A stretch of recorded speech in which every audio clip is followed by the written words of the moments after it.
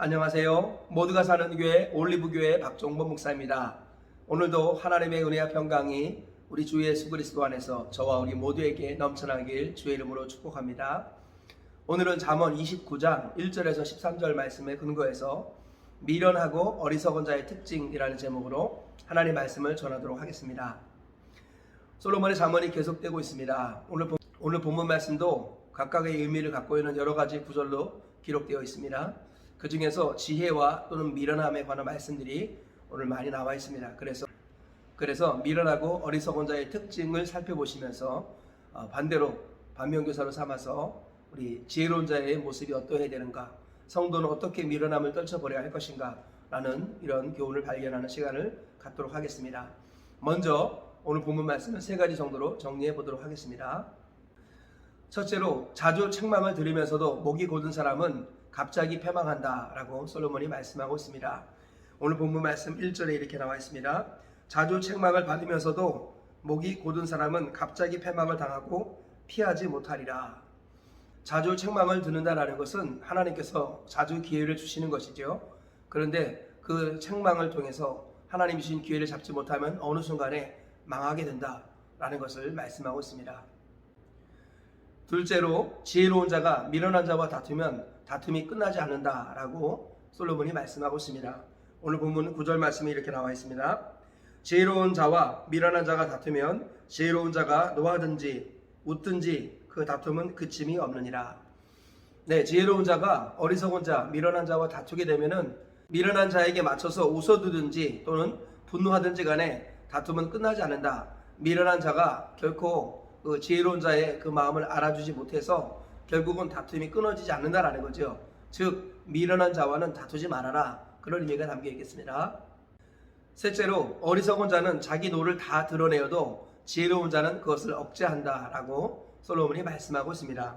오늘 본문 11절에 이렇게 말씀하고 있습니다. 어리석은 자는 자기의 노를 다 드러내어도 지혜로운 자는 그것을 억제하느니라. 네, 자기 노를 다 드러내는 이 사람은 100% 어리석은 사람이다. 반면에 지혜로운 사람은 노를 절제한다, 이렇게 말씀하고 있는 것이죠.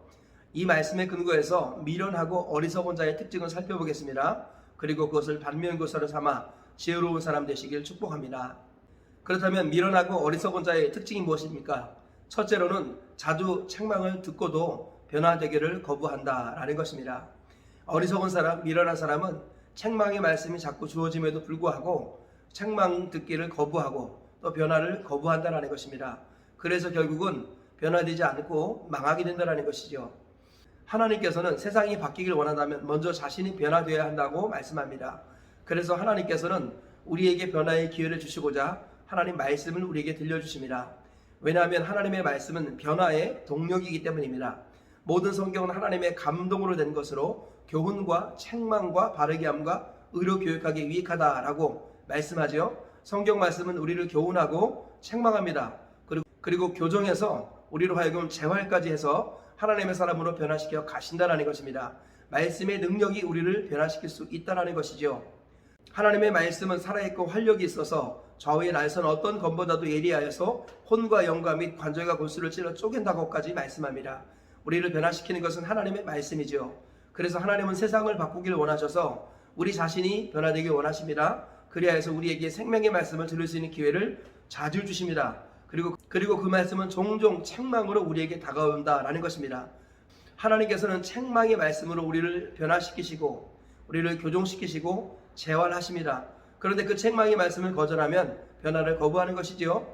그런데 미련하고 어리석은 사람은 그 책망의 말씀을 듣기를 거부한다는 것입니다. 자기가 원하는 말씀, 좋아하는 말씀만 듣고 책망의 말씀을 듣지 않습니다. 결국 어떻게 될까요? 변화가 중단되는 것입니다. 책망의 말씀을 거절하는 것은 변화를 거부하는 것과 똑같습니다. 그것은 결국 망하는 길을 선택하는 것입니다. 그리고 어느 순간 갑자기 망하게 된다라고 오늘 하나님께서는 말씀하고 있습니다. 이 지혜로운 사람은 자기 스스로 자기를 변화시킬 수 없다는 것을 인정합니다. 그리고 살리는 말씀, 생명의 말씀에 귀를 기울입니다. 책망의 말씀일지라도 기뻐 듣습니다. 때리는 불방망이 같은 하나님의 말씀을 듣습니다. 찌르는 칼과 같은 하나님의 말씀을 듣습니다. 그럴 때 하나님의 말씀이 치료하는 광선되어서 우리를 변화시키시고 우리를 고쳐주시는 것입니다. 이 원리를 꼭 깨달으시고 그 누군가가 변화되길 원한다면 제일 먼저 내가 바뀌어야 한다는 것입니다. 내가 변화되는 길은 하나님의 말씀에 귀를 기울이는 것입니다. 책망의 말씀을 즐겨 듣는 것입니다. 그리고 책망의 말씀을 기뻐 들으시는 저와 우리 모두가 되셔서 아름다운 변화를 경험하시고 나를 통해 내 주변이 변화되고 하나님의 나라, 하나님의 통치가 임하는 역사가 있기를 주의 이름으로 축복합니다. 둘째로 미련하고 어리석은 자의 특징은 자신을 지혜로운 자로 여기며 다툼을 즐긴다라는 것입니다. 오늘 본문에서 솔로몬은 지혜로운 자와 미련한 자가 다투면 지혜로운 자가 노하든지 또는 웃어주든지 상관없이 그 다툼은 끝나지 않는다라고 말씀합니다. 그 미련한 자는 대안을 제시하거나 그리고 도움을 주는 것이 아니라 가만히 앉아서 비판하고 비난하기를 즐겨합니다. 다시 말하면 다툼 자체를 즐기는 사람이다라는 것이죠. 그래서 미련한 자와 대화하면 다툼만 날 뿐 답이 나오지 않습니다. 왜냐하면 대안을 제시하지 않고 비판하고 비난하기 때문입니다. 그러므로 하나님의 사람들은 다툼 자체를 즐기는 어리석은 인생이 되지 말아야겠습니다. 하나님 우리가 세상의 대안이 되어야 한다고 말씀합니다. 맛을 내는 소금, 빛을 비추는 등불, 열매를 맺는 나무가 되라고 말씀하고 계시는 것입니다. 갈 길을 잃어버린 수많은 사람들에게 좁으면 좁은 길을 소개하고 안내하고 보여주는 하나님의 사람이 되어야 한다고 말씀하고 있습니다. 그 좁으면 좁은 길이 처음에는 어려워 보이지만 찾는 이가 적지만 주님이 끝까지 함께 하시기 때문에 그 길은 시온의 대로가 되어서 하나님 나라 천국까지 우리를 인도하게 된다는 것이죠. 그런데 어리석은 사람은 다툼 그 자체를 즐기고 대안을 제시하지 않습니다. 오히려 공동체에 피해를 주고 해를 주게 된다는 것입니다. 하나님께서는 교회를 허락하신 이유가 생명을 살리고 일꾼을 세우기 위해서라고 말씀합니다. 천하만민 모든 민족에게 복음을 전하여 생명을 살리고 그 사람을 주님의 제자로 세워서 교회의 일꾼으로 하나님 나라의 기둥으로 세우라고 하나님은 말씀하고 있습니다. 교회의 본질은 생명을 살리고 일꾼을 세우는 것입니다. 어리석은 사람은 대안을 제시하지 않고 비판하고 비난하여서 다툼만 조장합니다. 그러나 지혜로운 사람은 대안을 제시합니다. 한 사람을 살리고 그 사람을 일꾼으로 세우는 일에 집중합니다. 말하기 전에 먼저 행동합니다. 그리고 한 사람 한 사람을 죽게 하듯 하고 해산의 수고를 통하여 한 영혼을 살리고 그를 일꾼으로 세우는 사람, 그 사람이 바로 지혜로운 사람이다 라는 것입니다. 말만 하고 다툼을 즐기는 어리석은 자의 길을 벗어버려야 합니다. 한 영혼에게 초점을 맞춰야 합니다. 한 영혼을 살리고 그를 일꾼으로 세우기 위해서 부단히 애쓰고 노력하고 집중하는 우리 모두가 되어야겠습니다. 그리하여서 해산의 수고를 통하여 한 영혼이 태어나고 그를 만민 모든 민족에게 가서 그들을 제자로 삼고 가르쳐 지키게 하라 하셨던 주님의 유언을 이루어드리는 하나님의 사람들 되시길 축복합니다. 셋째로 미련하고 어리석은 자의 특징은 분노를 다 쏟아내고 나는 뒤끝이 없다라고 말한다라는 것입니다. 본문에서 솔로몬은 미련한 자는 자기의 노를 다 드러내지만 지혜로운 사람은 그것을 억제한다라고 말씀합니다. 보통 많은 사람들이 뒤끝이 없다고 하면서 속에는 얘기를 다 쏟아냅니다. 그러고 나서는 아무렇지도 않은 듯 대합니다. 이것이 바로 미련하고 어리석은 사람의 전형이다라고 오늘 본문에서 말씀하고 있습니다. 우리는 다 연약하여서 우리 속에 어떤 것이 있는가를 항상 인정하고 깨달을 수 있어야겠습니다. 성경은 말씀하시기를 우리 마음속에는 악독과 음란과 살인과 미움과 시기와 다툼과 분쟁과 살인이 있다고 말씀합니다. 악의 속에 있는 것을 다 쏟아놓으면 모든 관계는 다 깨지고 맙니다. 부모와 자녀라 할지라도 속 깊은 얘기를 다 쏟아내면 그 관계는 깨지고 마는 것입니다. 목자와 양, 목회자와 성도라 할지라도 그 속 깊은 얘기를 다 쏟아내면 그 관계는 반드시 문제가 생기는 것입니다.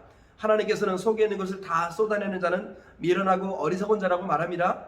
지혜로운 사람은 그 속 깊은 이야기를 절제하고 복음을 전합니다.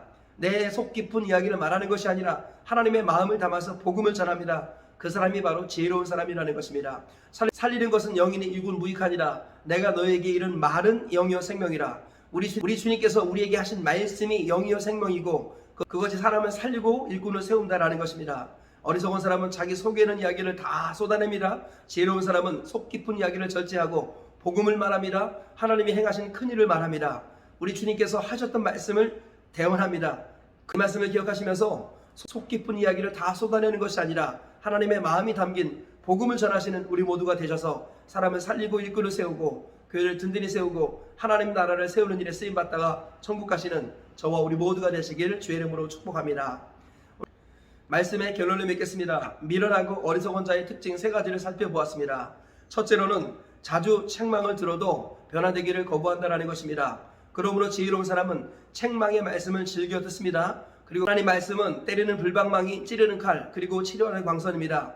이 말씀에 귀를 기울일 때 하나님의 말씀이 우리를 치료하고 우리를 수술하고 우리를 교정하여서 우리를 변화시킨다는 것입니다. 이 말씀을 기억하시면서 책망의 말씀에 귀를 기울이시는 지혜로운 백성 되시기를 축복합니다. 둘째로, 미련하고 어리석은 자는 자신을 지혜롭게 여기고 다툼 그 자체를 즐긴다는 것입니다. 하나님의 사람은 다툼을 즐기지 않고 대안을 제시합니다. 사람을 살리고 일꾼을 세우는 일에 집중합니다. 해산의 수고를 통하여 한 영혼을 세우고 주님의 제자로 교회 일꾼으로 세운다라는 것입니다.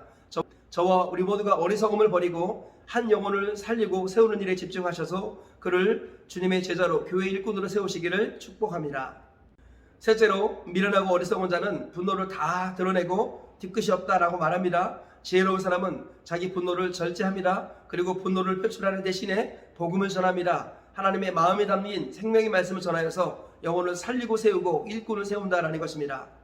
이 사실을 기억하시면서 저와 우리 모두가 속 깊은 얘기를 하는 것이 아니라 복음을 전하는 지혜로운 사람 되시기를 주님의 이름으로 축복합니다. 오늘 세 가지 말씀 기억하시면서 이 말씀 따라 하루를 사시고 평생을 승리하며 사시기를 주님의 이름으로 축복합니다.